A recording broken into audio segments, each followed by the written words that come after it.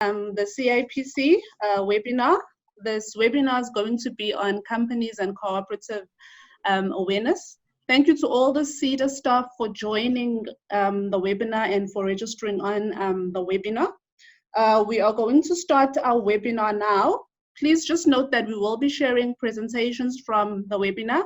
We'll also have a Q&A session, and I will explain how you guys can pose your questions just before our colleagues from CIPC start. But before we start with the presentation from our CIPC colleagues, can I please just introduce Mr. Logan Chetty from CIPC, who's just going to do a brief introduction of CIPC, and then we will start our presentation shortly after he is done with the introduction. Logan? Yes, thank you, Cornelia. I've got to, I'm going to start to address Cornelia as KM now, because I think that's more affectionate calling name. So colleagues, on behalf and participants, on behalf of the Commissioner Rory Voller of the CIPC, management and staff, I wish to greet you a very warm welcome to this webinar. The CIPC stands for the Companies and Intellectual Property Commission, established in May 2011 as an agency of the Department of Trade and Industry and Competition, in terms of the Companies Act 78 of 2009. At CIPC, we are responsible for the efficient and effective registration of companies, cooperatives, and intellectual property rights. We are also responsible for the promotion of education and awareness on all these service offerings. Having both IP and companies portfolio in one organization is a unique model when compared internationally. Given this unique feature of company and IP registration under one organizational framework, we are best placed to provide an optimized and streamlined service for all our customers. In our 5-year strategy plan, several key strategic areas have been identified. Underpinning these interventions is our objective of making it easier to do business in South Africa. So colleagues, the ease of doing business indicator, just to let you know, is an international criteria on which the efficiencies of a country is measured. The 2019 Global Competitive Index report showed that South Africa improved its position from position number 67 to position number 60. So that is an improvement. However, in specific other areas such as reducing the regulatory burden, we still have a lot of work to do. This adequately addressed in our strategy by way of the corporate reform process. But how do we change our country rankings, colleagues? Without question, colleagues, this can only be done through effective collaboration and partnerships. A joint collective approach is needed. For example of this is the CEDA, WIPO, CIPC collaboration seen on this webinar. On the 9th of July, we held a webinar on intellectual property. At a very basic level, I'm sure that you would have found this to be very, very informative and enlightening. Because today, when we talk about companies and co-ops, it's a step up from the IP webinar that we have done. When IP is commercialized, businesses evolve. Our mantra at the CIPC is the commercialization of IP. And colleagues, that is where the value of IP actually is realized, when IP is commercialized.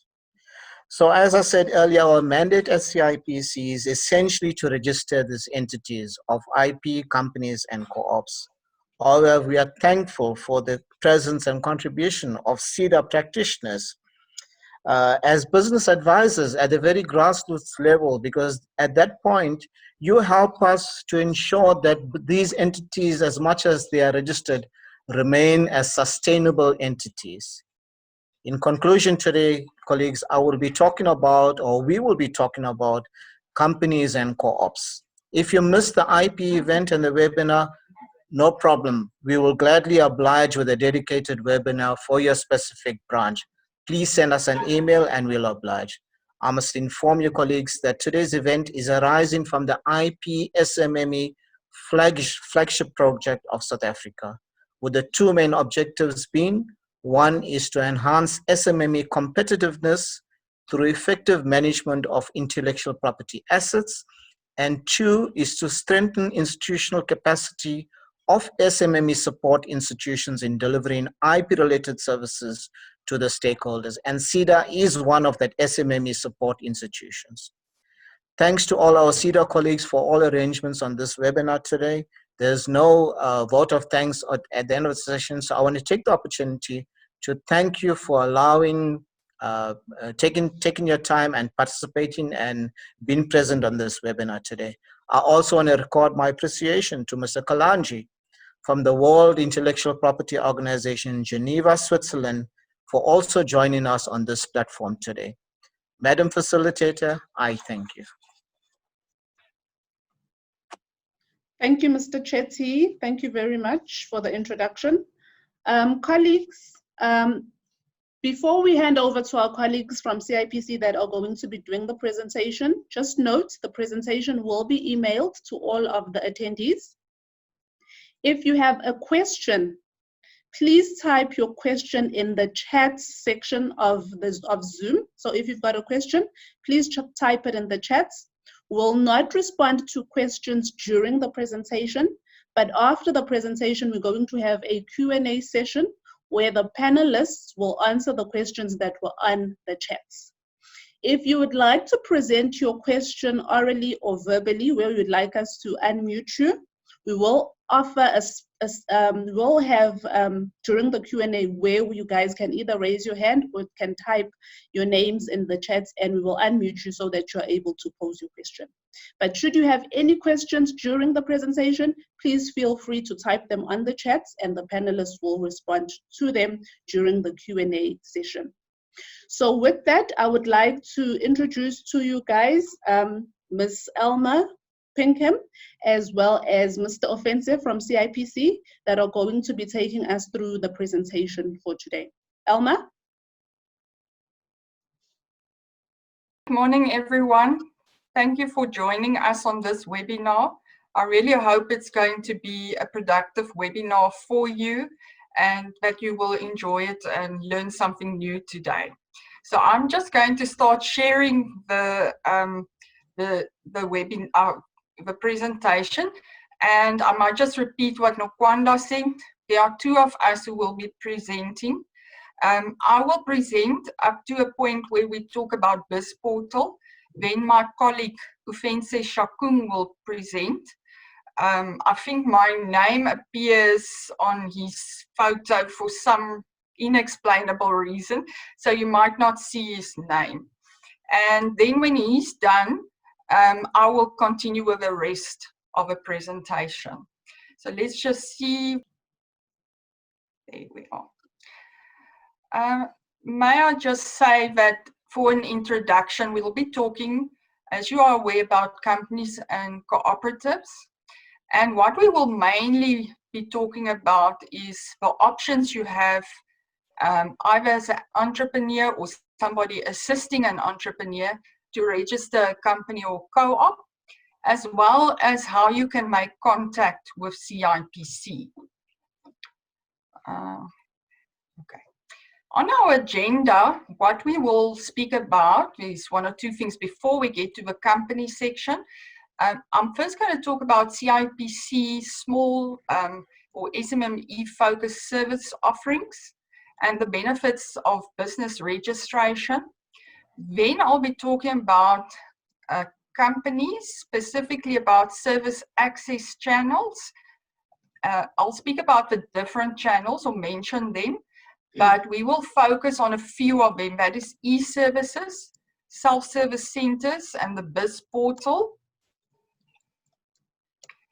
And then I'll be speaking about name reservation, company registration, annual returns, FIS and AFS, and the XBRL system, and business rescue.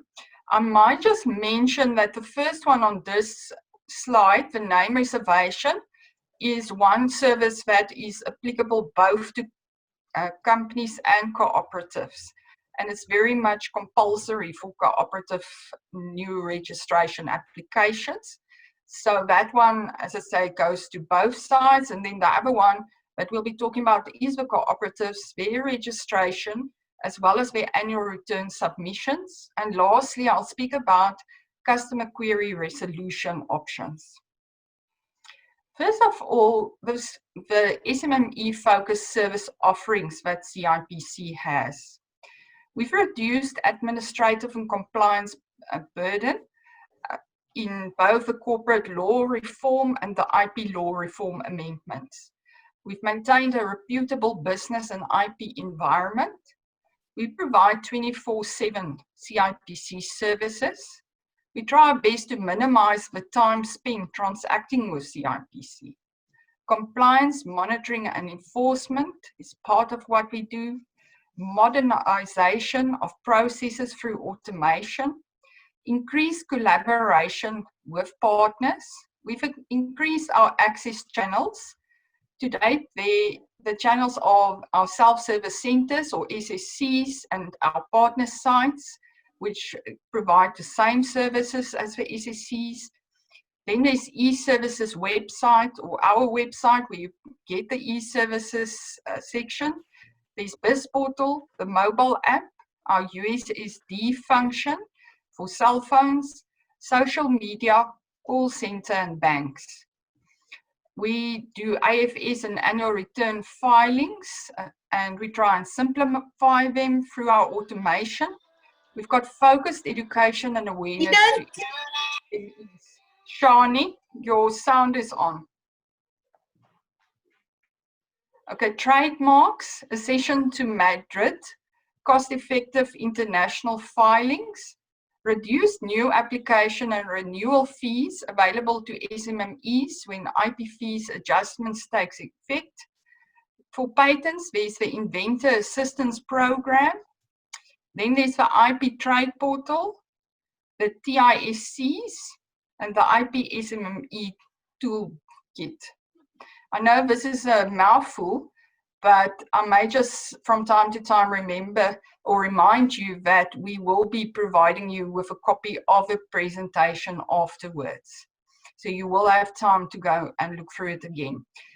I have a few benefits of business registration listed. There are probably many more, and it all depends on the business itself, which are applicable and whether there are others that is also applicable. But first of all, a limited liability means that directors and shareholders are not personally liable to claims against the company or cooperative, and can exist indefinitely, meaning if a director or shareholder would die or leave a business, it can still continue. We see that contracts, tenders, and support is now available to registered businesses, especially for government tenders and contracts and government support. It will look more professional to do business under a registered name than under an individual's name. And in some cases, there may be tax benefits, but that will depend on the turnover and the turnover tax rate for companies, and then also whether the individuals pay taxes and comparing now company tax rates against individual tax rates. If we look at our service channels, we will be speaking, as I said, more about the BizPortal, and I've given the website address here. I'm not going to read the addresses because, as I say, you will be getting the slides, meaning you can go and look it up. These are e-services that you can do on our website. These are self-service centers and partner sites. And also important is the banks for private company registration. There's Absa Bank, with whom you can register a company, but only without a name, meaning that that company will then get their registration number as the name and can change it then at a later stage with the MOI change. One can also register with FNB, Nedbank, Sasfin Bank, and Standard Bank. With Standard Bank, one can only do it on their website. I know on the very first slide, we've got more service channels that were listed, but these ones are our major channels that customers use. If we would look at the e-services on our website. Customers get guided on the website from the homepage to areas of business registration, maintenance, intellectual property, and business and IP searches. To start, you need a customer code, and you will use a customer code both to log in on e-services as well as use it as a deposit reference for payments you make. Where you can easily see how to do it, if you're not aware how to do a customer registration, or then any of our other e-services, there are guides available on the website, and you find them under the heading Access. I will show you on in the latest slide what the homepage more or less looks like, and I will show you where Access is. Then we also give our banking details. If you click on online transacting, and then you'll find it there.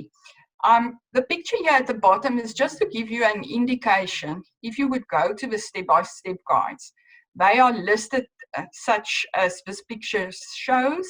However, this is just a short list. There are many more services available under the guides. On this slide, this is our home page. It's not the full page, but here you can see an important line as this one in the blue. And the first yellow arrow shows online transacting. That is where you will go for the e-services, and you will find our banking details amongst others. And the second yellow arrow shows where Access is. Access, I've got quite a number of things that customers need, and the step-by-step guides can be found there.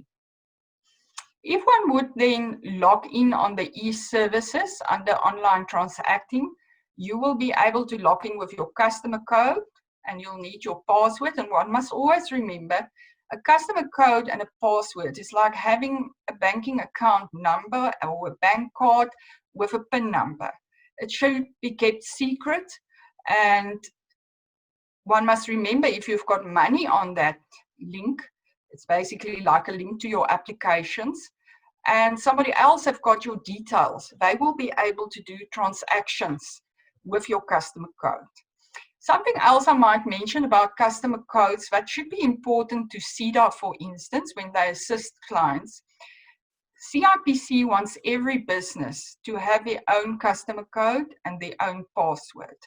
So CIDA, for instance, a branch is not really supposed to use one code and password to, let's say, for instance, assist many companies to register or submit their annual returns. The best is then, as I said, to register a customer code for each and every business. You can keep a copy if you need to, because the clients might come back to you. But it is important that they also keep a copy, because it may be in time that they're going to do their own things and they do not need to return to CIDA.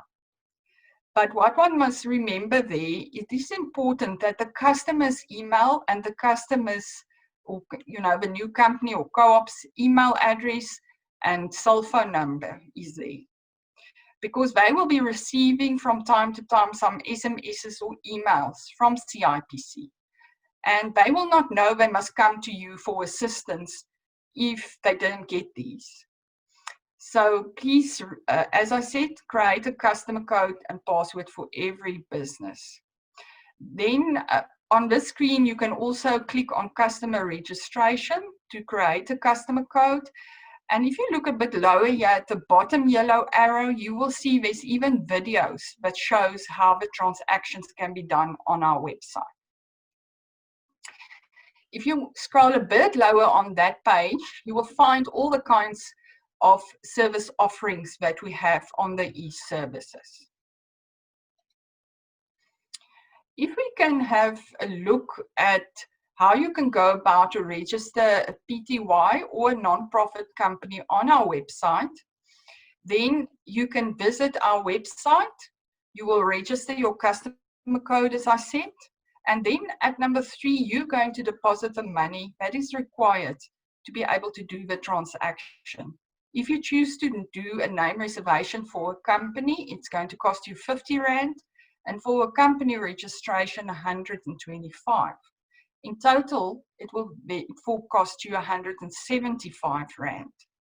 And once the money is reflecting on your account, you can go to online transactions, sign in, and then reserve your name. It's a choice whether you want to reserve a name separately from registration of a company, which is a very good option because you will first reserve a name and know that the name is reserved before you continue and do a company registration. However, should the client be in a very big hurry and they want to do it in one, then they can also do it as one transaction. But it could have the implication that if a name which they want to use is not available, then it would mean they will receive the company number, the registration number, as the name of a company, and they will have to amend it at a later stage if they want to have a different name. However, I could just mention that is a MOI change, but when you change your name from a company number, registration number, to a real name, if I may call it that, then there is no cost involved to do so. Okay, once you have registered the details, you will receive an email indicating that certain supporting documents are required. You will then upload those supporting documents, and once the transaction is processed, a registration certificate will be received by email, or you can find it under disclosure and you can print it from there.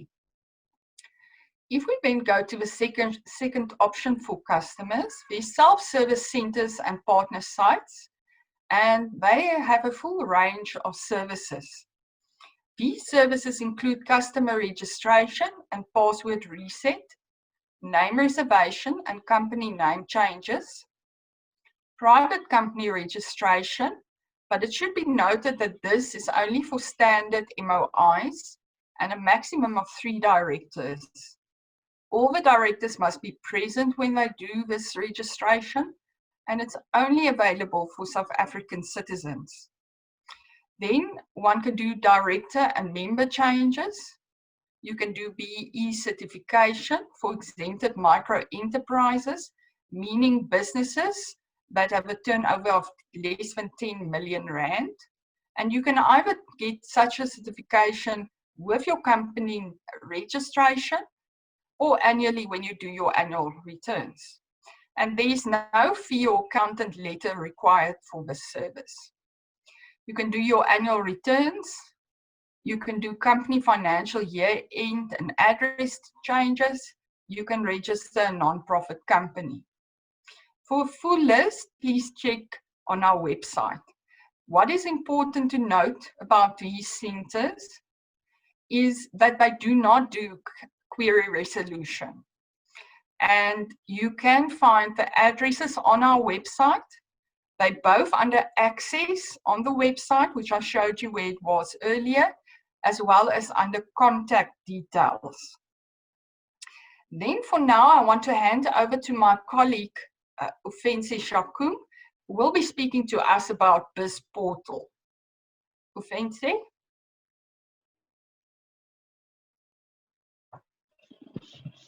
Thank you very much there, Elma. Good morning to everyone. I'll be just covering the simple aspect of BizPortal. I think Elma covered very well as far as the kind of services we offer as the CIPC and what we are responsible for, and the different channels that are used to transact with the CIPC. Obviously, the primary source or the primary platform being e-services, as it encompasses a number of our services besides just company registration. However, with our customer segmentation model, where we are trying to make our services as easily accessible as possible to as wide variety of customers as possible, BizPortal was one of our innovations as far as trying to achieve that. If we can move to the next slide there, Elma. There you go. All right, now what the BizPortal is, the primary function on the BizPortal is to facilitate company registrations only at this point. Now, it is a company integrated registration platform. What we mean by that is that not only will you be able to facilitate the company registration process, but you're also able to register with other industry bodies that are relevant for entities when entities would like to operate after registering. For example, as you will see there on the screen that's presented to you, the company registration obviously is the primary source of the application. However, one thing that we've become aware of is that every other agency of government that you would need to register with, the primary document that they would need is a company registration documentation, meaning that something that confirms and verifies that the company itself is registered. Now, with this portal, not only are you able to facilitate the company registration process, I must add that this process is paperless, meaning that there is no documentation you will send through to us. What we use for the verification there is what we call ID verification with Home Affairs. Every person who has an ID number in South Africa has got a specific profile with the Home Affairs. Now, based on what your profile is, when you complete in this specific application forms, you'll be then asked certain questions based on your profile at Home Affairs to validate that it is the person that you are claiming that is submitting that specific application form. Now, not only is the company going to be registered, you will also get a tax registration with that specific application with the connection or the link we have with the revenue services. But also, if the company does have employees, you'll also be able to register with the UIF, which is the Unemployment Insurance Fund, as well as the CF, which is the Compensation Fund. All of this happens in one application form. We are also able to obtain a BE certificate for that specific company that you are registering and initiating the opening of a bank account. Now, if I had to maybe try and break down a few of these steps for you, the company registration part, everything that is required by CIPC to register a company is included in the process. For example, the name reservation is a process that you would follow there if you would like to have a name or if you're using an already approved name. As far as the company shareholding and all, so the basic information to register a company is still required with that ID verification. The tax, obviously, once the company is registered, we share the information with the revenue services. They create a tax number and feed that back through to the CIPC. And if you do have employees, you then are able to register with UIF and Compensation Fund. If it does happen that when you are registering there, you don't have employees at that time, you can easily just skip the UIF and compensation part. It does not obviously halt the process for you. And the nice addition there at the end is the opening of a bank account, meaning that on that specific platform, you'd be able to select a bank account or a bank that you would like to open a bank account with. We do display the primary information on the kind of account services that they do offer that you can compare yourself. And based on whatever it is that appeals to you or that suits your business needs, then you'll then be able to select the bank that you would like to transact with. What then happens is on the back end, if you can just maybe picture this, once the company is registered, we as the CIPC share the raw data as far as the company registration is concerned with the necessary agencies that you would have done the registration with. For example, if you're registered with UIF, we'll send the company data there, they create a profile for the company at UIF. If you're selected also to register with the Compensation Fund, we'll send the company data there, they open an account there for CF for that specific company. The BE certificate, we issue that specific. And with the bank, based on the bank that you would have selected, we then send also information the opening of the bank account process. Obviously, we do know that there is FICA requirements and all of these other requirements that they have to comply with. Different banks have got different kinds of ways that they address that. But I must just add that this being an online process and it being a paperless process, all of this can happen in one application. The fee is the same. Remember, this is the same CIPC, so the registration fee is still 175 Rand, and all of this can be completed within 24 hours of submission. I know sometimes when we say this, people become a bit flustered. I might need to give you a second to breathe and accept the information I'm giving through to you, but it does take 24 hours to get a company registered on BizPortal. Can we move on to the next slide there, Alma, while we give our audience a chance to breathe and accept that there is a company registration that can take place in 24 hours.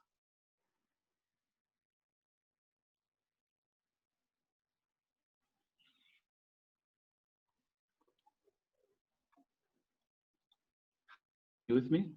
There we go. Now, the platform being BizPortal, not only will you be able to register a new entity, new company.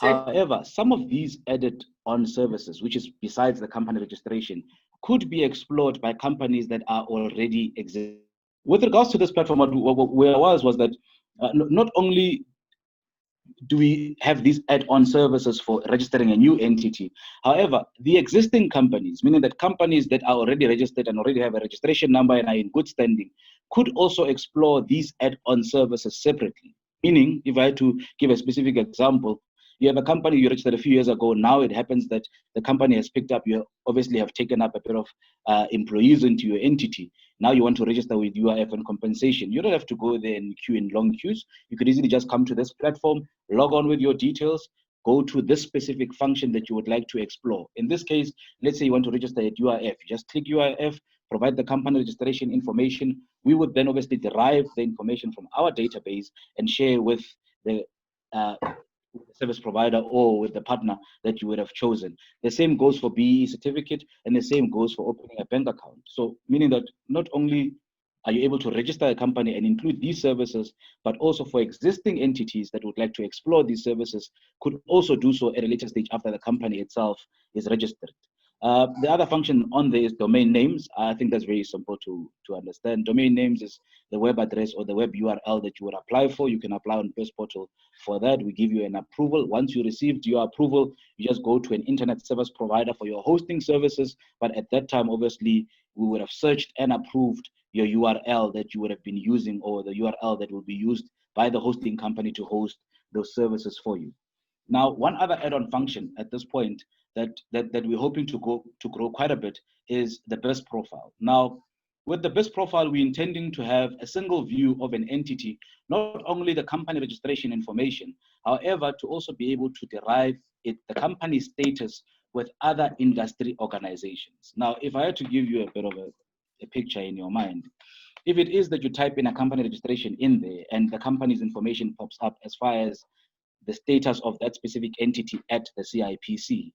However, with other industry regulators that we also going to be building more onto the specific profile, if the company is a financial services provider, for example, and it's registered with the FSCA, we should be able to derive information from the FSCA and give you the company status at the FSCA as far as that company standing is concerned.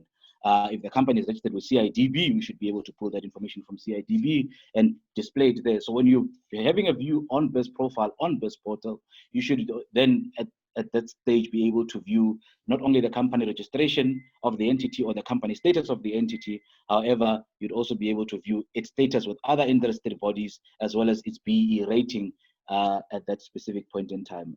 We're obviously hoping to add more onto these add-on services that we will be adding on this profile, or in this portal rather. But at this stage, that's what currently we are offering as far as the registration process is concerned, and the fee for that, nothing has changed. It's still 175 rand. I think we'll take questions at the end. I think I've done my dues. Thank you, Ufense. If I may then continue with name reservations. Name reservations is not compulsory for a company registration because, as I said before, if one register a company and there's no reserved name and the name that they choose has been used, you will just get the company registration number, which will then be considered the registration name of a company, and they can change it at a later stage by doing an MOI change free of charge.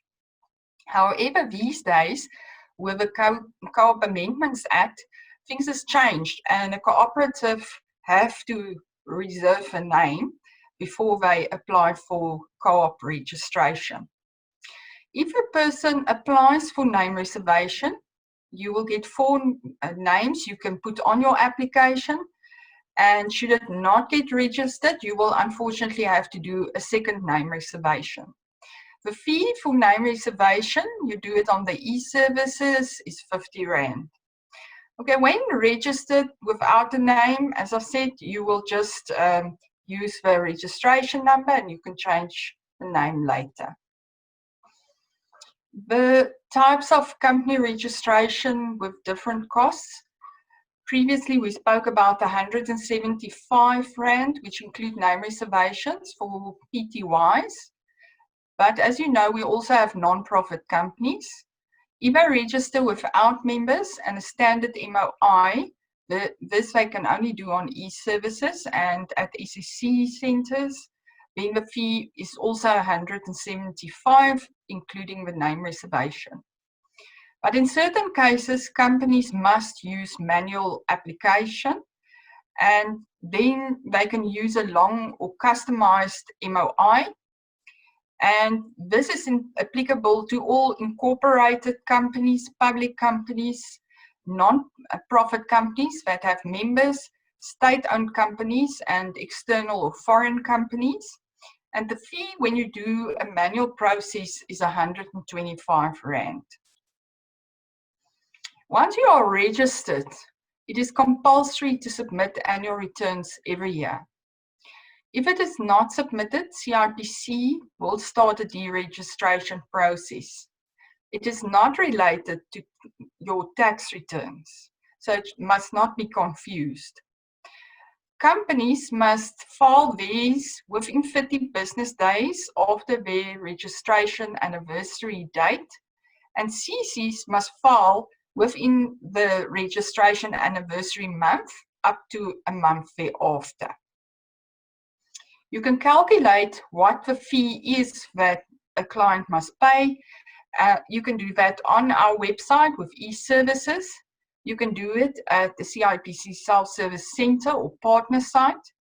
You can do it by dialing the USSD number, which is *134*2472#, or you can find it on the CIPC mobile app. Payment options on e-services, one should note that you can also use a debit or credit card to pay for annual returns directly after calculating it on the website. However, if you prefer to use the customer balance on your customer code, you can do so, or you can also do EFT. We give you all those options.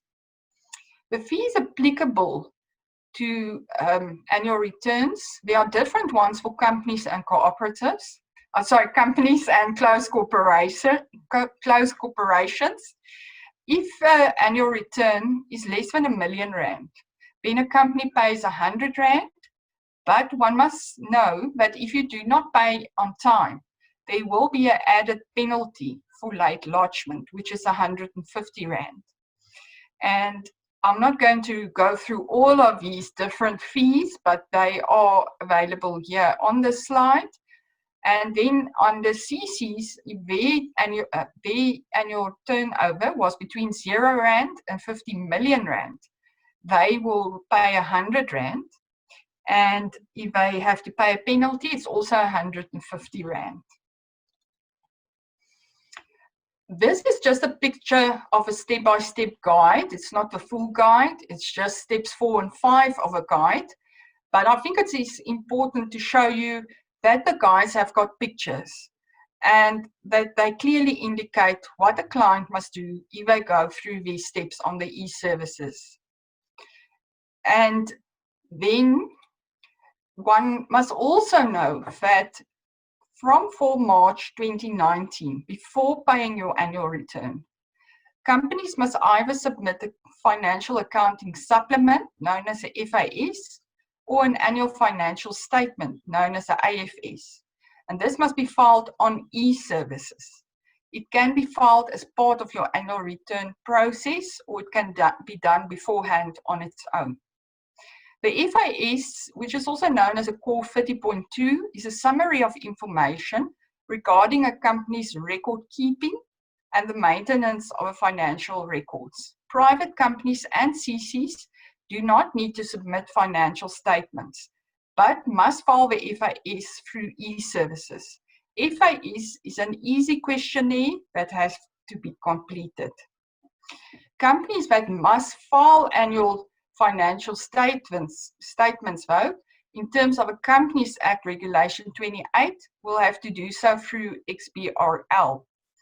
XBRL is an acronym for Extensible Business Reporting Language for electronic communication of business information. It's a computer program that is required to transfer the audited annual financial statements to e-services. XBRL makes it easier for companies to report their financial information in an electronic format. This is usually done by the auditor of a company.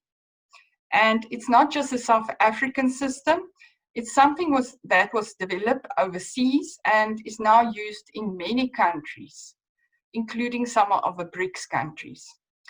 And for FIS and AFS information, if you have any questions, and especially on the XBRL, one can send emails to xbrl@cipc.co.za.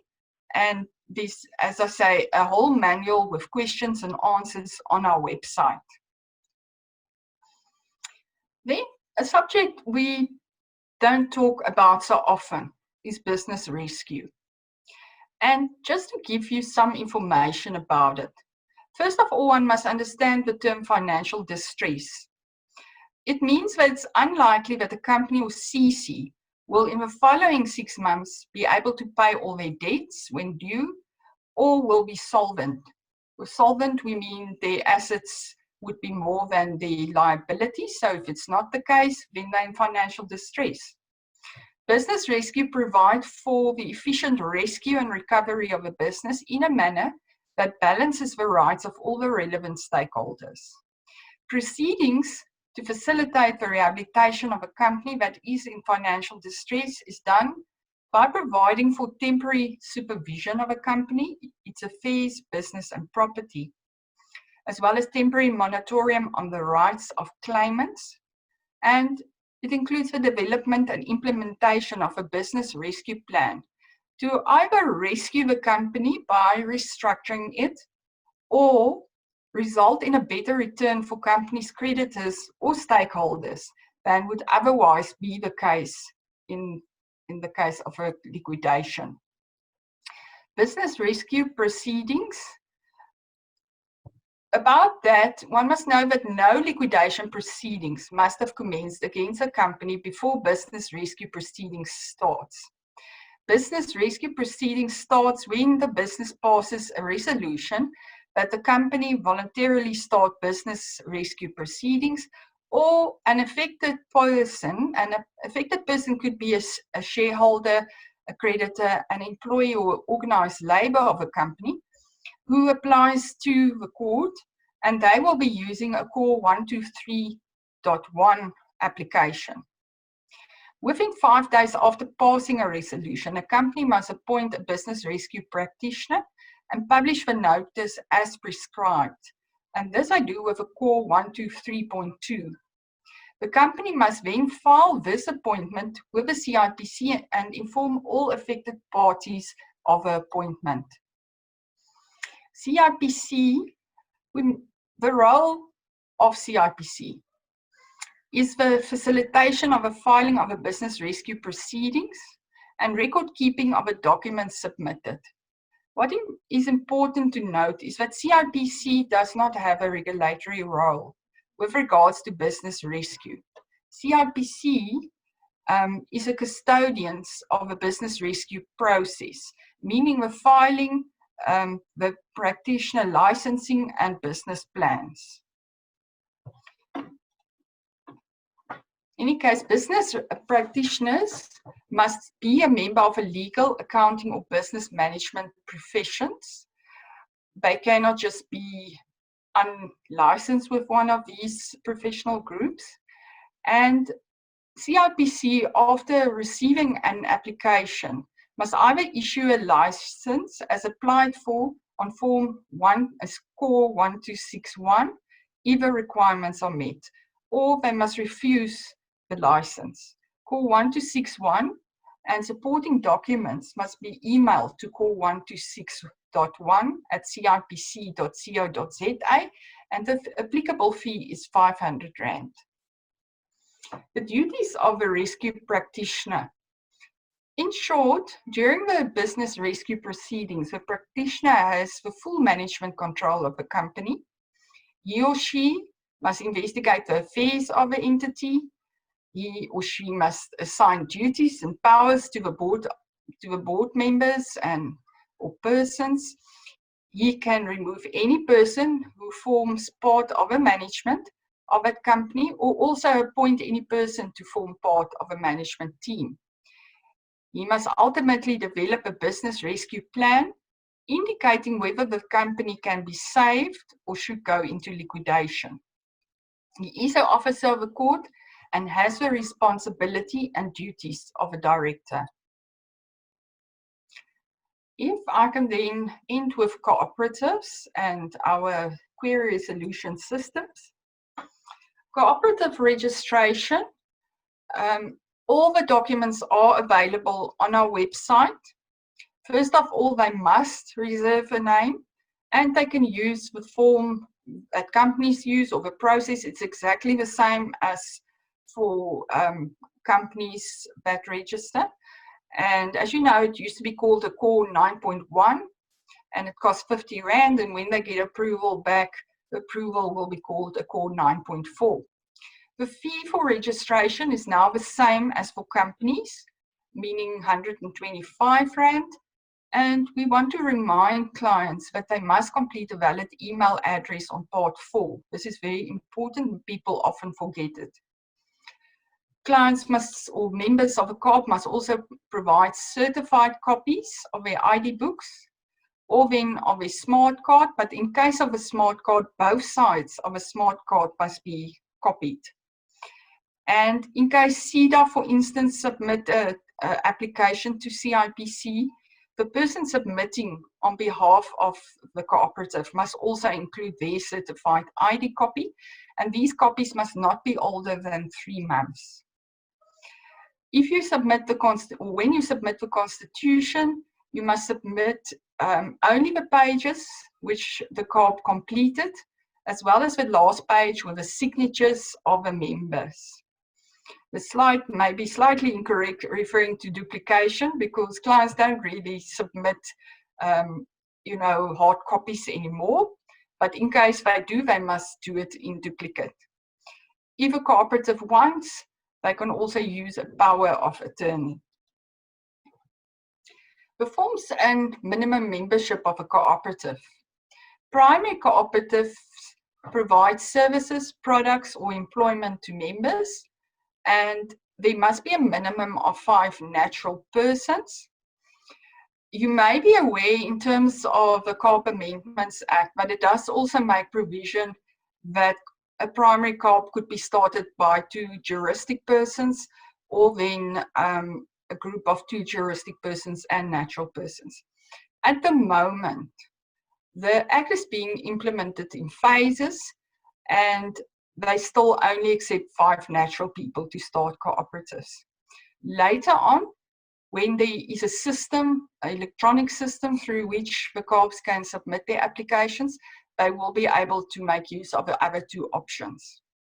Secondary cooperatives, they provide services in a specific sector, for instance, the agricultural sector, and they provided an agricultural sector to agricultural cooperatives. There must be a minimum of 2 registered primary cooperatives to start a business. And if they then want to, they can have juristic persons join after registration, but there's no maximum number of businesses, co-ops, or then juristic who can be members in the end. The tertiary cooperative advocates and engages the state, the private sector, and stakeholders on behalf of members. They need a minimum of 2 secondary cooperatives to start the tertiary, and only secondary cooperatives can be members. So no other juristic businesses like CCs or companies cannot join a tertiary co-op. And there's also no maximum number of secondary cooperatives that can form or then join such a cooperative. Something that we find a lot is that cooperatives do not submit their annual submissions. And therefore, this is very important that cooperatives be informed about it when they register a co-op. They must have an annual general meeting every year, and they do it within 6 months after the end of a financial year.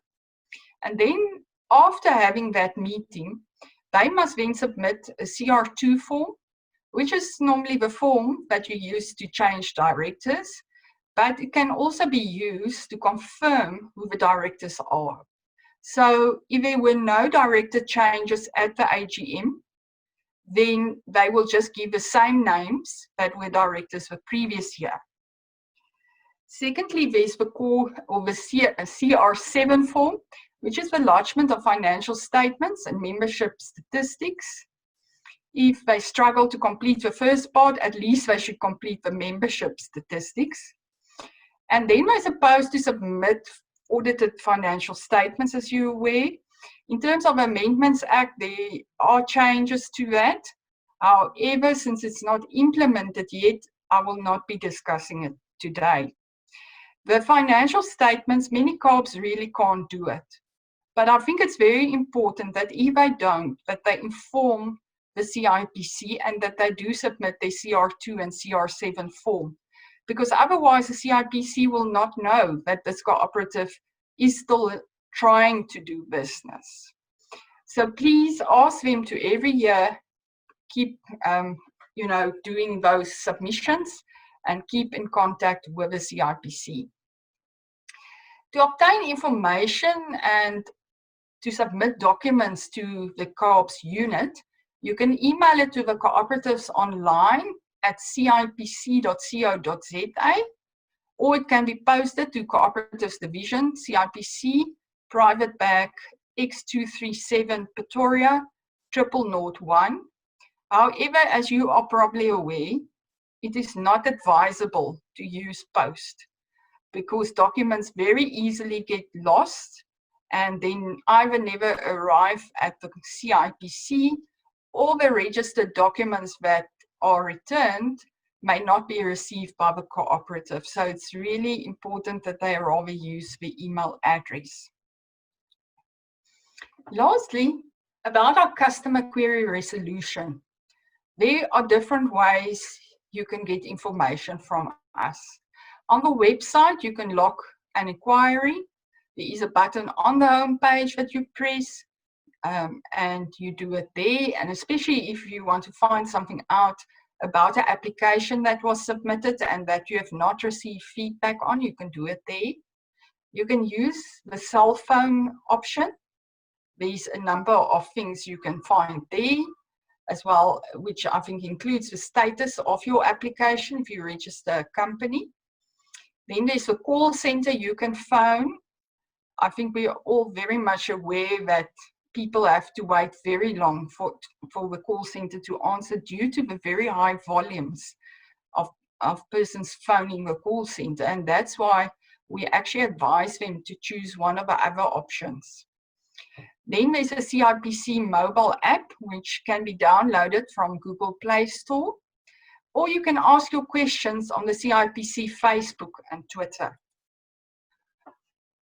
Our website, I'm not going to repeat it, I think you know the website address, but you can take note that our Twitter address is at the CIPC and our Facebook address is the CIPC. Okay, and I think this is just a repeat, the 086 100 2472 number for our call center. With that, I'm done with our presentation. I want to thank you for listening, and we will then hand over back to Nokwanda for now for the question session and answers. The presentation. Colleagues, Nokwanda will take us through the questions that we wrote on the chats. So Nokwanda will read out the questions and then we'll get the panelists to respond to the questions. If you would like to present your question verbally, you can simply just raise your hand, and then in the next round of questions, we will unmute you so that you can speak. Alternatively, you can just write your name on the chats, and then for the next round of questions, we'll be able to unmute you so that you ask your question. Or if you've still got more questions and you do not want to present it orally or verbally, you can capture the question in the chat section. So Nokwanda, over to you. So the first one is from Pinky. Good afternoon, colleague. It says, what is the guarantee that a client will get their desired name when they change from registered name?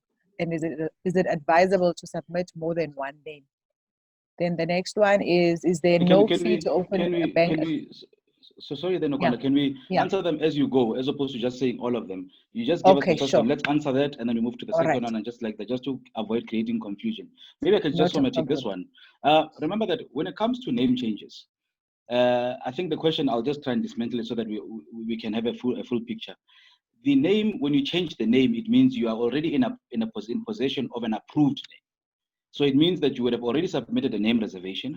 You have an approved name reservation received back of the name you would have desired. Now, as far as giving more than one name, personally, I would advise that there's space to give 4 names maximum. But the nice thing about giving more than one name is that if we can't give you the first, we move to the second. If we can't give you the second, we move to the third, and so on it goes till we exhaust the list that you would have provided through to us. Then once the name is approved, when you conduct the name change, it's a matter of facilitating the change and not the search for the name. So if the name is already approved, yes, the client is guaranteed that if the name is already approved and they would like to conduct the name change from the registration number to the name, they are guaranteed that the name will change to the name that they would have provided on the approved name reservation. Okay, the next one is the fee to open a bank account through BizPortal. All right, the services on BizPortal or any add-on services currently on BizPortal is for free. There's no service from CIPC side to facilitate any of the additional services on BizPortal. The only fee, and I will be doing injustice if I don't say this up front, the only fee as far as the bank account is concerned will be the fee that the bank you would have selected would be requiring you to pay. So it differs from bank to bank, it differs from product to product with whichever bank that you would be choosing from. Other banks have got low fee kind of bank accounts. Some have medium and some are a bit exorbitant, but it also depends as to what kind of service it is that you would be requiring from that specific bank. But the facilitation from CIPC side to initiate the opening up of the bank account, there's no fee to that.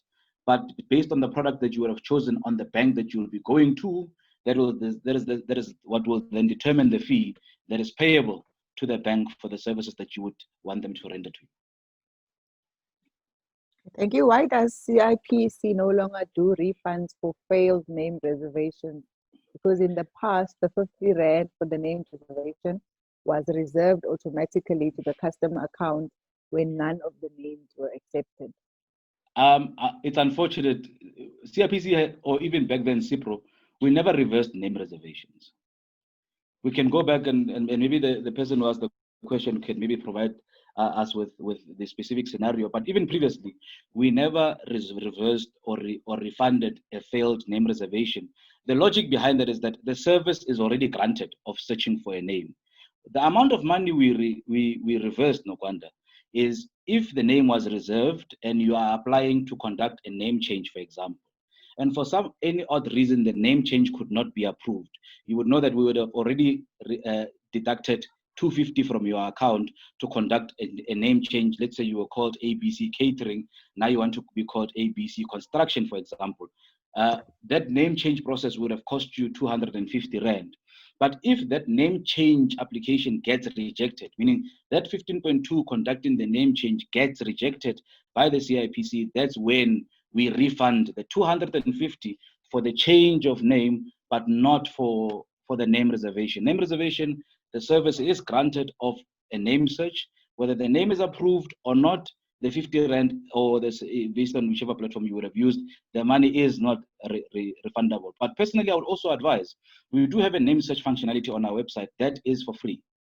A name search functionality to play around with based on the name that you would like to possibly apply for. And by providing the name there on the left and playing around as to the kind of name, it already gives you a bit of a discretion as to the kind of names that are currently on our database. Then you can then make your decision then on if you would still like to continue with that specific name. Even when you are submitting the name reservation electronically, we do provide like something like called a quick search, where we give you a discretion as to the name that you have provided. Is there something that's directly conflicting at that point in time when you are submitting the name reservation? If there is, it allows you to go back and make amendments. And if there's not, then to continue then for the full search to take place. But as far as the name reservation refunds, we've never refunded name reservations. Okay, thank you. Then there is another question from Matimele. They're saying what they'd like to know from CIPC is what is the process that one has to follow to add a new member to an existing co-op? For example, for the member to appear on the co-op certificate or document. All right, let me hand that over to Elma. Yeah, if I may answer on that one, I think there's slight confusion. The person is 100% correct. You can submit a CR2 form to change directors. However, as far as members are concerned, they only appear normally, okay, they completed the forms when they, the original members or founder members, they completed the forms and they signed the constitution, the last page, when they registered the business, and it was done because that is a requirement.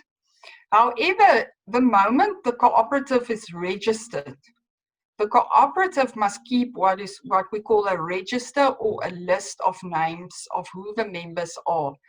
And whenever a new person joins or one of the members leave, that list must be updated. So at this point, yes, CIPC does not keep any members lists of a co-ops. What I can mention though is as far as the last page of a constitution that is signed, co-ops do have an option to replace their constitution, in which case if they want to change the members' names or add new members, they can do so by all signing the last page and giving their names there. And I know some co-ops do that. However, there is a cost involved to change a constitution or replace it. I must admit right now, I can't think, I know it used to be 245, but it may have changed now under the Amendments Act. That's why I don't want to give a fee. But that is one option that they can do. But yes, we won't be changing names and so forth on the registered document or documents of a cooperative. I hope that answers the question. Okay, if not, we'll then either take the follow-up on the live engagement, or they can do, they can type out the follow-up on the chat. Then the next is a comment for noting from Dumisani to say, changes of members in a cooperative is a nightmare. Registration form CR1 has part 2 and 3, whilst the CR2 focuses mainly on the directors, where an ordinary member resigned is difficult. It is difficult to make those changes. Any advice or recommendations to this comment? Yes, if I can come back, I think it's very similar to the previous one, speaking about the same problem.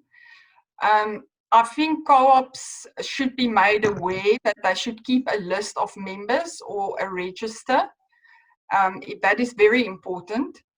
And the other thing is, as I say, one option would be to replace the constitution and include then all the names and signatures on the last page.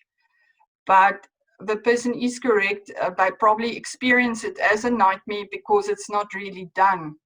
It's the same as a company. When you think about it, it has shareholders. And I know some companies, when they get registered, they also expect CIPC to keep some kind of list or register of shareholders, or to provide them with a share certificate for shareholders, and that is not done. The shareholding and who the shareholders are is all done within the company. Now, with the members of a cooperative, that function at this point is inside the co-op. I don't know whether that may change in the future, but for the moment, that is the situation. And yes, I understand that co-ops have difficulty with this. They would have liked it to be different. Okay. Thanks. And then I have the last one from the chat from Kanyo. They're saying, in 2017, I registered a company with a business partner who has since disappeared. The company has now been deregistered. What advice can you give on this regarding reinstating the company alone, like individually? With regards to this one, it's a bit tricky to respond to, because if you're saying that the company is deregistered, is it finally deregistered, meaning that is it in final deregistration stage, and possibly what is the reason for that? Maybe it was annual returns that were outstanding. However, with reinstating of an entity, it would be required that all directors who are appearing on the company would have to sign the application that will be made to try and reinstate the company. As CR 40.5 is part of that process. But even with the application that you'll be making, it is not guaranteed that the company will be reinstated off the cuff like that. Obviously, there is supporting documentations like the deed search and the advertisement in the newspaper and all of the other additional requirements. But if there were no business activity, and business activity we mean proved business activity, be it a lease, be it business contract, be it an active business account, if there is nothing that proves that there was any business activity taking place in the entity, the company might likely not be reinstated. The other one is if there was any property in the company, obviously the deed search would be, or the multiple deed search would be able to prove that. If there is a property, then obviously the CIPC is then required by law to reinstate the entity, even though there were no business activity. But with no property or no business activity taking place in that deregistered company, it most likely won't be reinstated. We might rather just advise one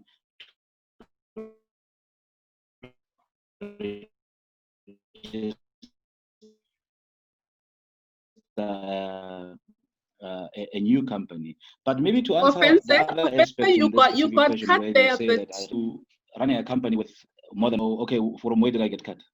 And you got cut a bit. If you could just go back, you weren't sounding fine there. Oh, okay. Let me just start from scratch then. With regards to the company being deregistered, if it was deregistered for annual returns, or even if the company applied for deregistration, the reinstatement of an entity is also based on if there were any proved business activity taking place in the entity. The application used there is a CR 40.5. There's a long list of the supporting documentations, which include a multiple deed search and advertisement in the local newspaper and whatever other further information that we would need from the CIPC, meaning evidence, for example, that proves that there were business activity taking place. But if it does happen that the company, there were no business activities taking place in this deregistered entity, it would most likely be not reinstated if there were no business activity. In that case, would rather implore one to register a new company instead. If the company does hold property, and the multiple deed search would confirm if the company is holding property, then CIPC would be required to then reinstate on those grounds. But the part also that I wanted to advise on is where one says, I'm running a business or registered a business with someone, and the person has disappeared. The Companies Act, if you check, I think it's section 71 of the Companies Act, advises on the removal of a director.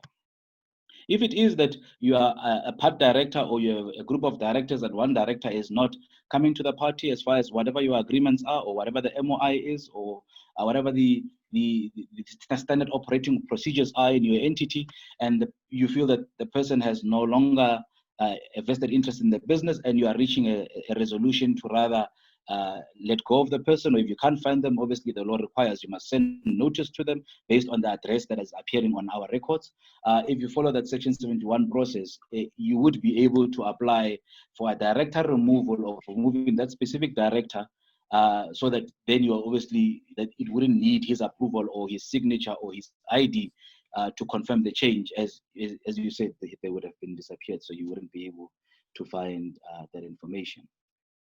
Offense, I'm going to allow Kanyo to speak because I think she has a follow-up on that question. Kanyo, you just need to unmute yourself. Yes, thank you, Nogwanda. Yes, hi, Offense. I just wanted to just to thank you for answering my question. I just also want to ask as well, added to my question, is that if we already had a company, what happens then to the name of the company if I decide to re-register the company alone? Can I still reuse that same company name, or what happens then?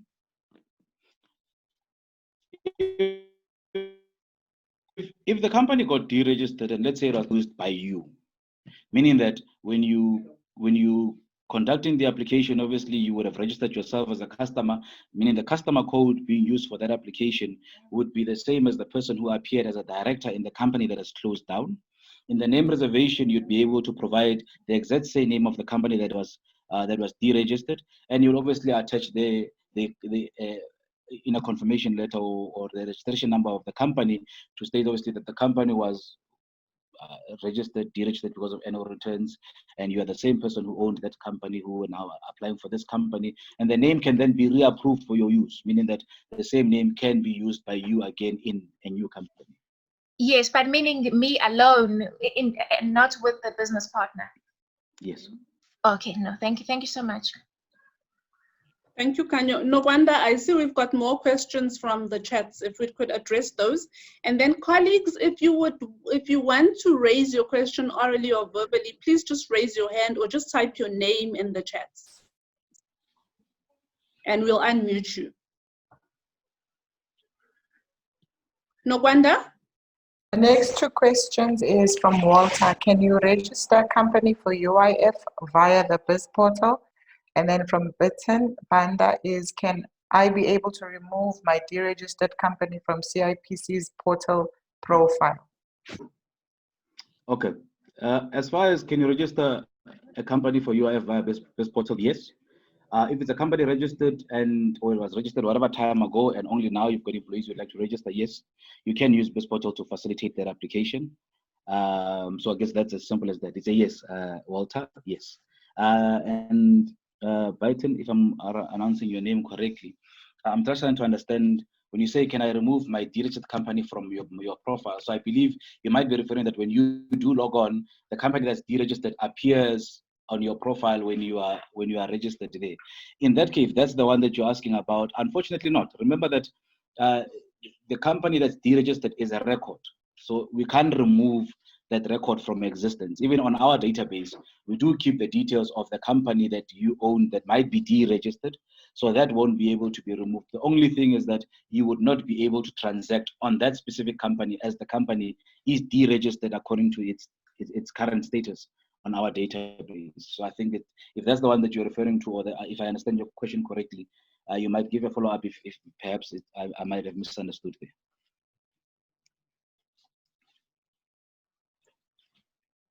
And the last one from the chat is from Dumisani Shongwe. They're saying, you mentioned earlier that the business can register for UIF only if it has employees.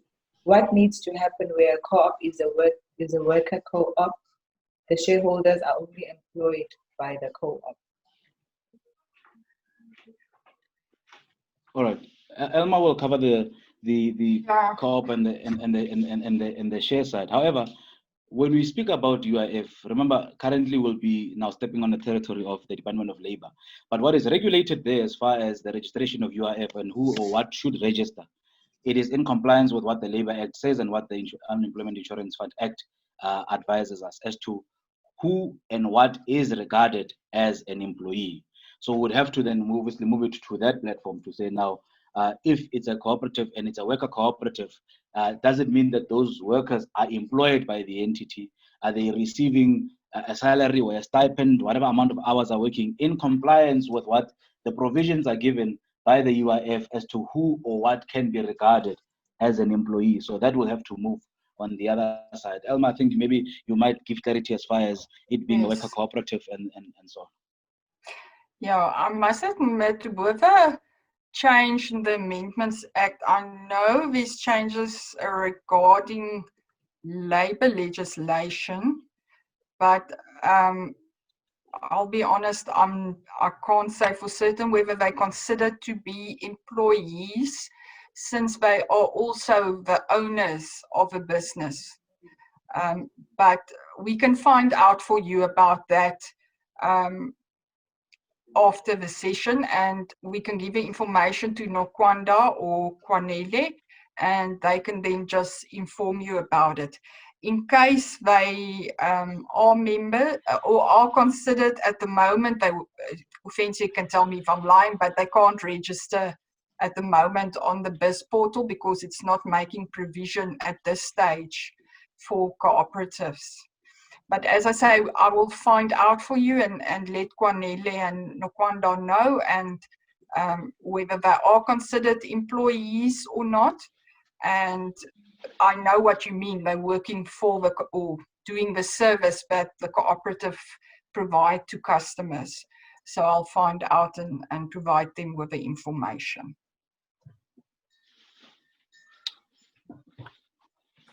Thanks, colleagues. Then the next one is from Walter. If a co-op has 5 members and 1 resigned, according to the Co-op Act, for how long can the co-op operate, still looking to add a new member? Okay, they've got 6 months.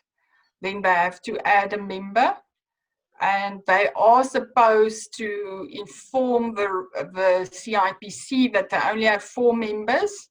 And then they must also inform the CIPC as soon as they have 5 members again.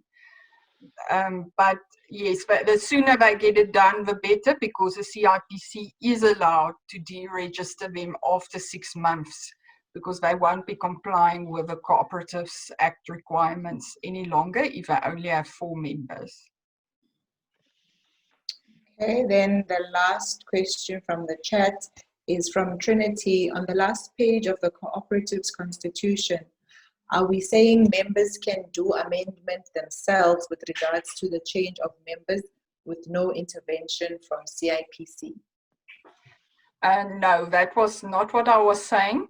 What I meant was they must apply to CIPC for what is called an amendment of a constitution, but they must replace the whole constitution in their application. And included in that will then be a new last page with all the signatures of the present members. And I think they must clearly write their names as well. Because I know some people use this almost like a register of members when they want to apply for something and they need to prove they've got members and who they are. But yes, that means they must be in contact with the CIPC, submit an amendment of constitution application. And sorry, I'm repeating it, but just to make sure you understand. And they will submit a new constitution, but they must replace the last page with the new people's names and their signatures. Okay, thank you, colleagues. That is all from my side. Over to you, Bonelli. Colleagues, do we have anybody that would like to present their question orally? If you could just raise your hand and we'll unmute you. Maybe I also want to ask KM if there's any of the panelists that want to add to what the responses were already. They may have a perspective on it, so maybe we should just also allow them the opportunity to add if they wish.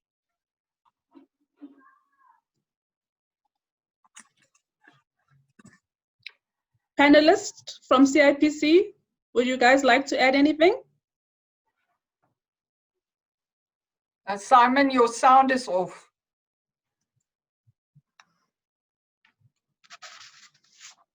Can you hear me now? Yes, we can hear you. Okay. No, I think they've covered almost everything, you know, so I don't have anything to add from my side. Thank you. Okay. There is a question from Walter. There is a question from Walter that Nogwanda has just put up. If Elma and Offensa, you can respond to that. Okay, you're speaking about cooperatives? The one that says, do you have any form or template to fill in Yes. order to inform CIPC about 4 members or adding a new member? Yes. No, I don't think there's any specific form. It can just be in the form of a letter or a statement that they send, and just informing them, look, we're now 4, but we intend to get a 5th member soon, and we will inform you again. And then as soon as they have a new member, again, submit a letter or statement to say, look, we've added a new person. They can perhaps even say who that person is, not that that really makes such a big difference, but that they just inform CIPC. In other words, we are now again complying to what the Cooperative Act requires. Okay. All right. Thank you, Elma. Colleagues, attendees, we were just gonna run a quick poll before we take the last round of questions, if there are. So there's currently a poll on your screens for the attendees. If you can see it, if someone could type on the chats that they can see it. If you could, guys, please take the poll just to give us feedback on the session. KM, may I please ask something? I know it's a very companies-focused webinar. Perhaps Mr. Kalanji would like to add something from an IP related company's perspective. Mr. Kalanji?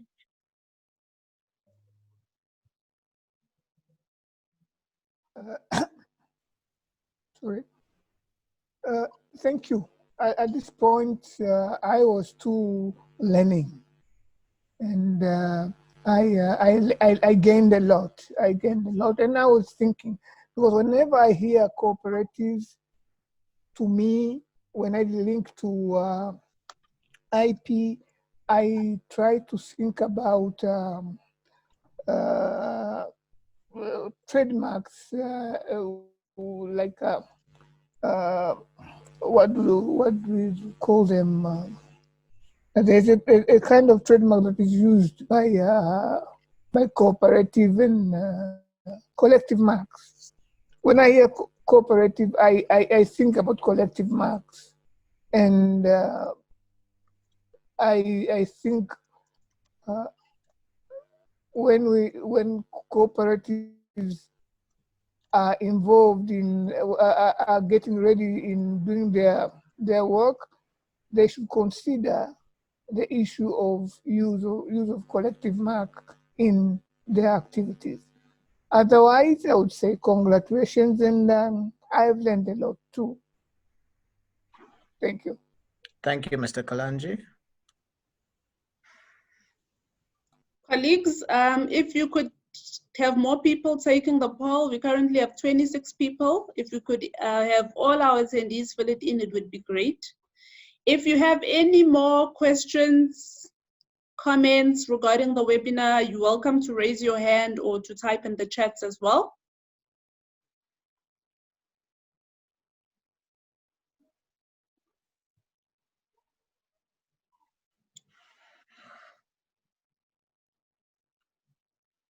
There's an additional question from Walter. Do they need to attach certified ID documents on the letter that they are sending to CIPC about their membership status of the co-op? There is no such requirement, but they're welcome to do so. But to my knowledge, no, there's no such thing. This is only to inform the registrar of a situation that they're not complying to the Act, and that they now are quickly going to make a plan, search for more members or a new member.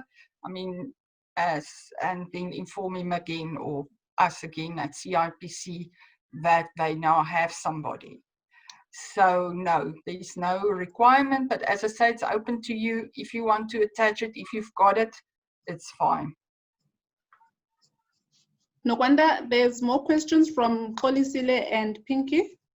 Okay, from Pinky, is there any penalty for co-ops which never submitted their annual submissions since inception?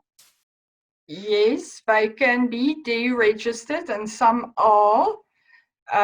But I must admit, with the co-ops, they're not as strict as with companies and CCs, because of we know how they really struggle. They do their best and they struggle to comply to all the requirements of the Act.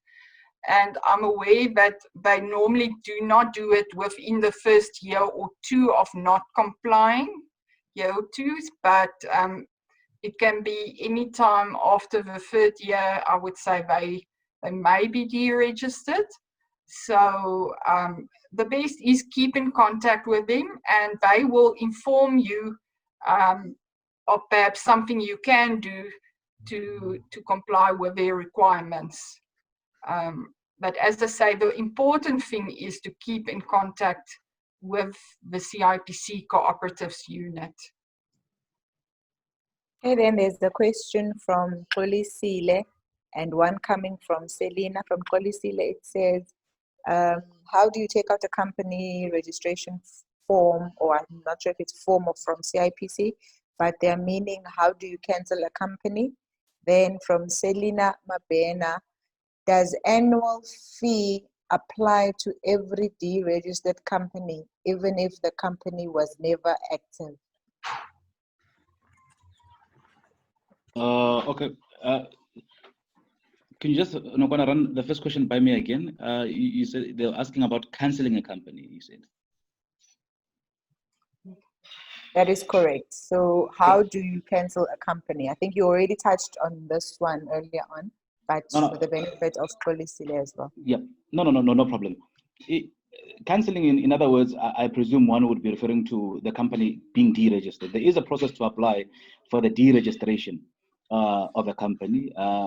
It involves, obviously, a letter being submitted to the CIPC that will be signed by all the current members if it's a close corporation, or all current directors if it's any form of company. Obviously with the added supporting documentations as listed on our website. But in that case, it'll be an application being made to deregister. So once received, the application will be processed and the status of the company will then change on our side from in business to deregistration process. And obviously once the necessary gazetting takes place, or the necessary listings takes place, then the company will then move to final deregistration. So yes, there is a process to deregister a company if you're referring to the company itself being active. But if it's the same as the previous questions we answered there, regarding if a company appears on your profile when you log on with your details and that company is deregistered, that's the record that we will not be able to move, as the company is a record and a record that the CIPC is also keeping on our side. The only link between the two of you is that you once appeared as a director on that specific entity. That's the reason why if you do a disclosure search on that deregistered company, the status of the company would change, as well as your status as a director on the company would have changed to inactive. The other one that you, Nokwanda, if you can remind me, I think. I said it was from Selena. She said, do annual fees apply to every deregistered company, even if the company was never active? All right. Maybe before we get to it being deregistered, every company that is registered is required to submit annual returns on a year-to-year basis, be it a closed corporation or any other form of companies that are available under the CIPC. So on an annual basis, you submit an annual return, irrespective of there being turnover. And what we've also done as the CIPC, if you submit in the annual return, you will see that on the turnover part, we've already put 0 there, that if the company never traded, the 0 will already be sitting there. So all companies are required to submit annual returns. Now, it's only due to the failure or the non-compliance or the non-submitting of those annual returns, then does it lead to the company being in deregistration process and it being deregistered. So it would only be in deregistration if the annual returns are not paid year by year. But if the company never traded, I mean, it's only 100 Rand fee you would pay for that year if the company never made any turnover, just to keep the company active. But the non-compliance thereof, or the non-submission of annual returns, just informs the CIPC that there is no activity, there's no need to have the company still active or registered, as one does not confirm the details as per the annual return requires. Hence, it then moves to the company being under deregistration process and then later on being deregistered. Then the last one I have is from Walter. What is the turnaround time for registering a company or any other forms of businesses? Well, the turnaround times is dictated a lot as to the kind of process or platform that you would have followed to make that specific application. And when you say the different types of companies, you would also acknowledge or appreciate that the different types of companies would have different processes as well. If it's just a normal private company, you can either use the BizPortal, as we said, 24 hours for the company to be registered. Obviously, when you pay, even for that application, you can pay using your card, so you don't have to preload the money onto your profile. You can pay using your bank card for that company registration, or you can opt to use the e-services application approach, and that e-services application will only start counting the turnaround time once we've received the documentation that you would have signed and attached the certified copies of ID of. Once we receive that documentation, that's only when we can then start counting the processing time. For any other form of company, let's say, for example, an incorporated company or a public company or a state-owned company, those are processes that you can't follow online, as the memorandum of incorporation is quite different. It's quite specific to the company type.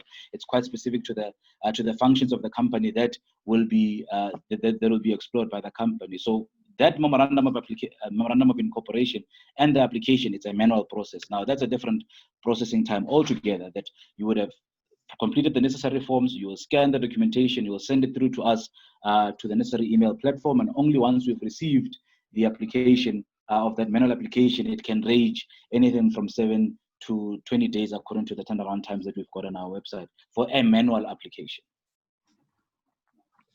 KM, I just come in for a while. Just to remind colleagues, on our website, you can have access to our service standards link. Now, the service standards basically tells you what are our turnaround times for each of the processing transactions, be it in companies, co-ops, or intellectual properties. So you may want to refer to that in terms of guidance for how long it normally takes CIPC to transact ordinarily. So we know the magic of the BizPortal has got its own standards, and we are proud of that to announce that we've actually introduced that. But just for your own interest in reading, you should actually go onto the website.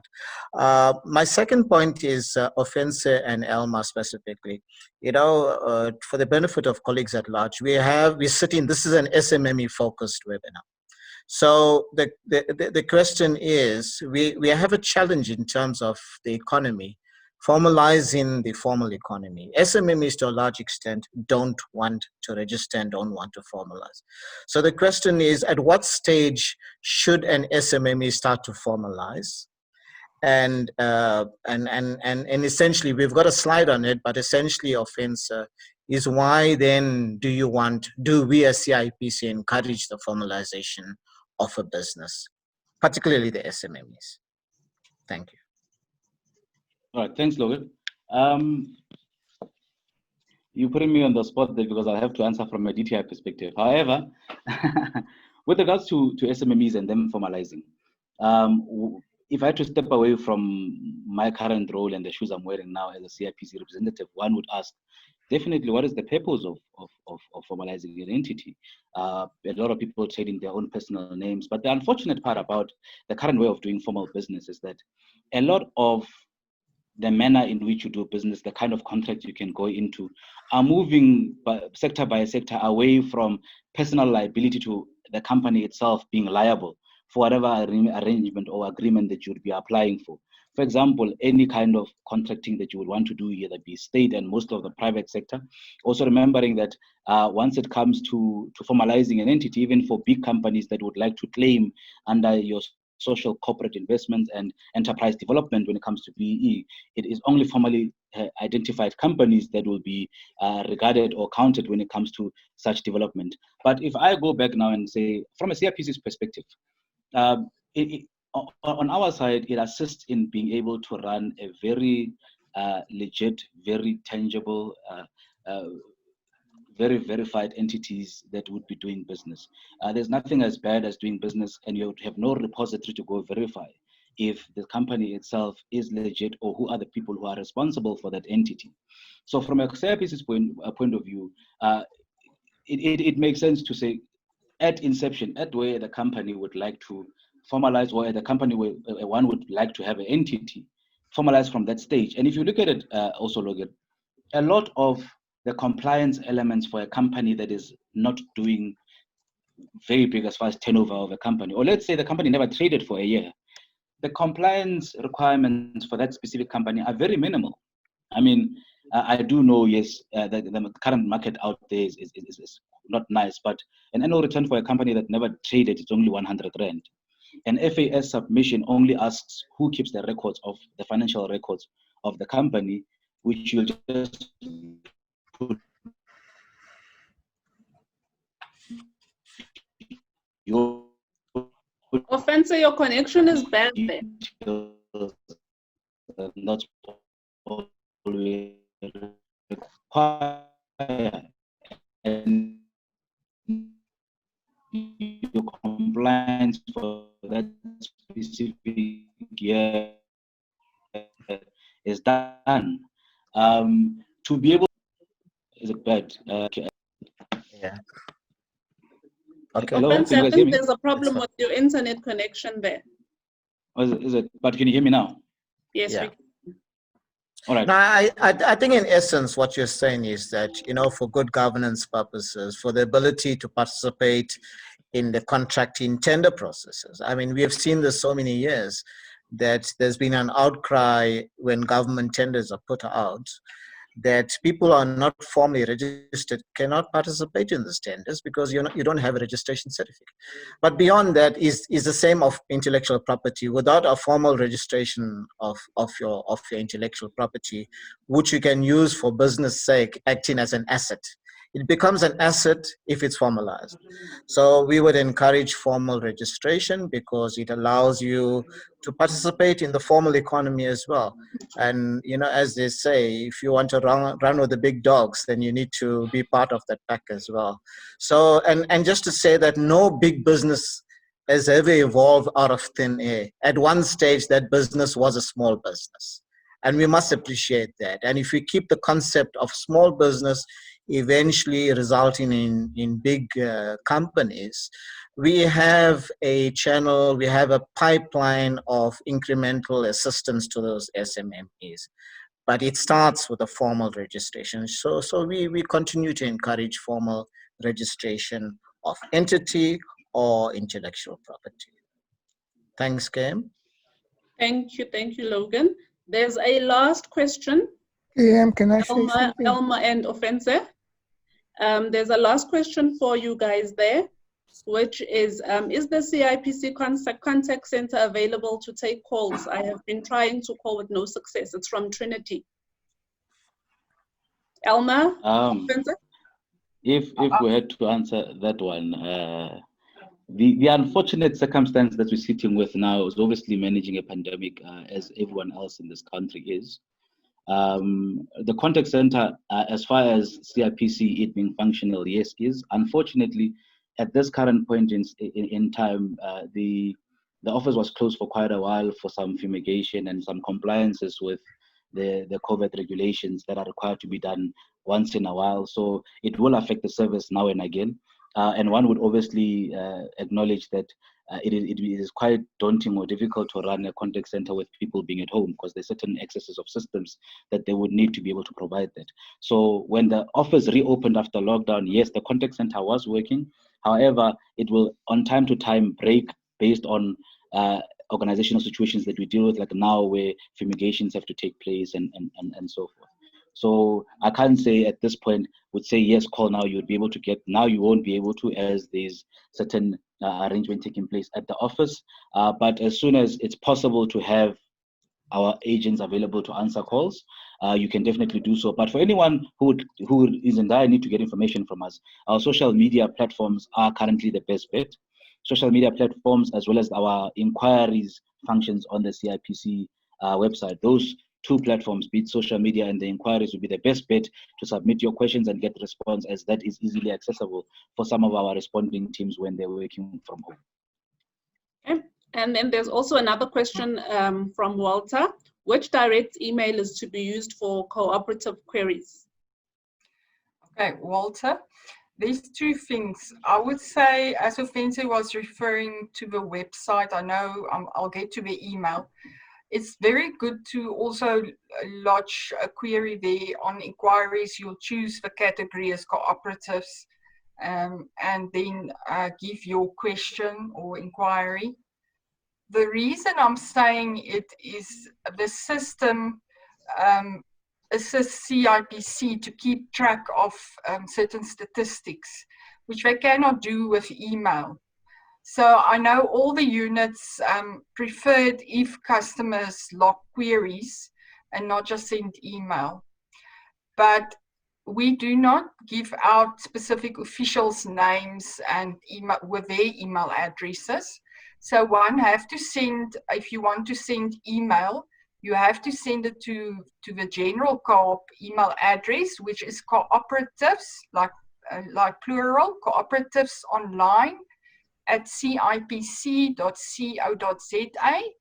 But if possible, also log that query for us on the website, because as I say, it's rather important for CIPC to know how many queries we get and about which subjects, etc.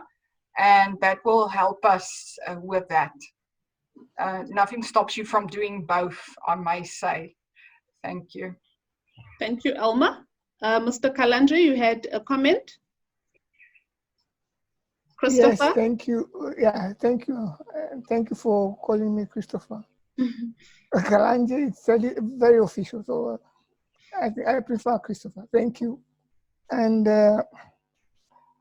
I just remember that when we are talking about business registrations and business names, the issue of IP is very important to consider there.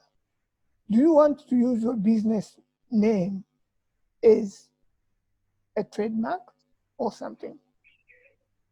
And at that point, when you make a decision, you have to take two things into consideration.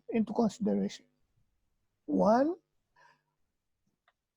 what happens if your business expands? Do you want to continue with the same business name, or you want to have a different trademark and a different business name? It's all possible. For example, Coca-Cola, you have Coca-Cola as a trademark, and you have the company that is called bottling company, bottling something. And that helps businesses when they want to commercialize their IP assets. For example, you want to sell your trademark, but you want to continue to use your business name on another line. So if you have registered two different things, a business name separated from a trademark, that would be helpful. So it's very important at that initial point when you start thinking about registering your name, your business, think about intellectual property. When you want to use a domain name, think about intellectual property. You want the domain name to be your trademark or a different thing. So that is very important for businesses at initial stages. You don't think it at a later stage, it might be too late. That's the thing that I just remembered. Thank you. Thank you, Christopher. Thank you. If then we've got no questions from our attendees, can I have closing remarks from Offense, Elma, and Logan? And then we will close the session. If I could perhaps go first, Nokwanda. First of Yes, all, I just want to say thank you to all our participants. We really appreciate it that you were interested, and I'm sure you'll be able to use some of the information very productively, and that you may have learned something new. That's really my hope for today. And yes, I just want to, I know Logan said you can send emails, and you can send to the education email at education@cipc.co.za. Also emails. If you have some queries, at least we can direct you if you're not sure at where to go with your query or something like that. And then also, if you want more webinars about companies and co-ops, you're very welcome to contact us. I really hope today was worth your while. Thank you. Thank you, Elma. Offense? Well, my parting shot would simply be that if we can have all business owners and prospective business owners make it a norm to keep informed of not only processes and procedures of the CIPC, but a lot of what is required when running a business, a lot of the SMME sector would move quite a lot. If we promoted SMME buying from each other, SMME networking with each other, and expanding some of these services to other areas, I think the SMME sector is currently, in my humble opinion, a golden tool to solving some of the unemployment issues that we are facing in the country. But besides that, I would appeal to everyone: stay safe, mask up all the time, stay home, no unnecessary trips, and thinking anything company, you must think CIPC. Thank you, Offense. Mr. Chetty Logan? Thank you, KM. Colleagues, we started off being very cold this morning, except for Mr. Kalanji in Switzerland that claims to be the weather to be quite warm there.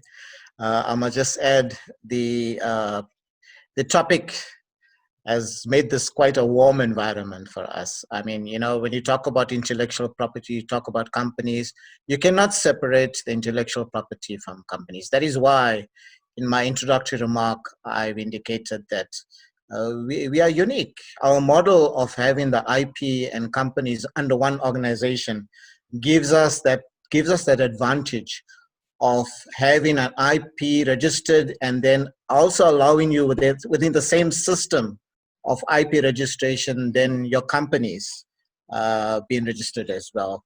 In essence, I want to thank CEDA for hosting this platform. Our partnership with the CEDA and WIPO has really shown a lot of fruits in this making. Given the pandemic, ordinarily we could travel to your provinces. The pandemic has forced us to be innovative and find ways of still reaching out to clients and stakeholders like you out there, CEDA practitioners. I want to thank our presenters. You have done an excellent job today. Alma, Fence, and the rest of the CIPC team. You've added content to what otherwise would be words on paper. All participants, again, we want to thank you for taking time from your busy schedules to participate, raise your questions. In fact, those questions have given me an idea that we need to take these questions and formulate an FAQ and make that online as well, available online, because that guides us in terms of what queries you are dealing with at the grassroots level. The webinar is proving to be a very good learning virtual platform for all of us. And we know it's not about knowledge that is power, it's applied knowledge that gives it the power. So we'd like you then to use the information that you have obtained this morning, the experience in terms of cross-pollination of ideas, sharing of knowledge, having to learn certain things, to use that back in your work situation. And you're actually our ambassadors. We sit at the Pretoria office, but having the CEDA outlets out there is proving to be hugely beneficial. And we don't want you to fail, because if you fail, then we fail in our making. We want our product to stand out in the communities, and you are our ambassadors at grassroots level. So you're more than welcome to reach out to us either directly or through the CEDA channels to get to us. So I want to thank you and stay safe. And I wish you all well. And we're going to see you soon, I hope. Thank you very much again. Thank you, Logan. Colleagues, thank you so much for attending the session. Thank you to our practitioners. Mr. Christopher, would you like to, was there a comment there? No, I was just saying thank you. Okay, thank you to all our CEDA colleagues for attending. Please note we will be sharing the presentation as well as the recording of the session. And please note we're going to be organizing more webinars where CIPC is going to be presenting regarding looking at the various IP domains. So be on the lookout for our invite on internal comms. So we're going to be inviting you to more webinars. We hope that we've been able to assist and educate you with this webinar. And thank you very much to our CIPC colleagues. Thank you to our presenters and our panelists. And also thank you to Mr. Christopher Kalanje from WIPO for joining us. With that then, colleagues, have a good afternoon, have a wonderful weekend, and thank you very much.